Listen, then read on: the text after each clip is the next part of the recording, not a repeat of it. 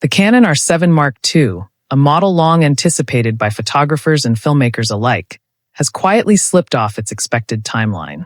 What was initially expected to appear shortly after the R6 Mark III now appears to have been delayed indefinitely. That unexpected pause has raised plenty of questions. Why is Canon holding back? What caused the delay? And what does it say about Canon's larger strategy in the rapidly evolving camera market of 2025 and beyond? Today, let's dive deep into everything surrounding this postponement.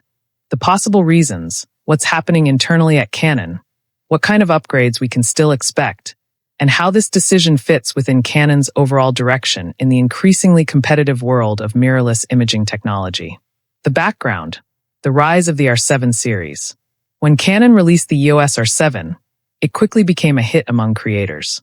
Compact, powerful, and fast, it delivered the perfect blend of autofocus performance, burst speed, and lightweight handling that modern content creators crave. It was an APS-C mirrorless camera that didn't feel like a compromise, and that was its magic. So expectations for its successor, the R7 Mark II, naturally skyrocketed. Rumors circulated that Canon would equip it with a stacked APS-C CMOS sensor, an updated dual-pixel AF3 system, and perhaps a next-generation Digic X2 image processor. Creators imagined it as the perfect hybrid between photo and video, bridging the gap between Canon's consumer APS-C line and its professional full-frame segment.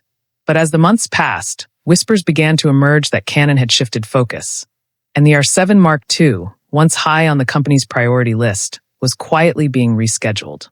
Behind the delay, strategic shifts inside Canon. Delays in product launches usually happen for one of two reasons. Either technical development takes longer than expected, or corporate strategy changes direction. In the case of the R7 Mark II, it seems to be a mix of both. 1. Underperformance of the R50C. Earlier this year, Canon launched the R50C, a compact APS-C box-style camera designed to appeal to vloggers and filmmakers. On paper, it seemed promising, small, modular, and featuring Canon's signature color science. But in practice, the R50C failed to connect with its target audience.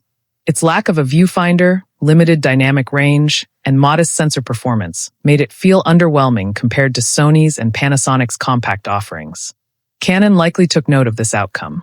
Internally, reports suggest that models with viewfinders, like the traditional R50, continued to outsell viewfinder-less designs by a significant margin. This trend likely caused Canon to rethink its APS-C investment strategy.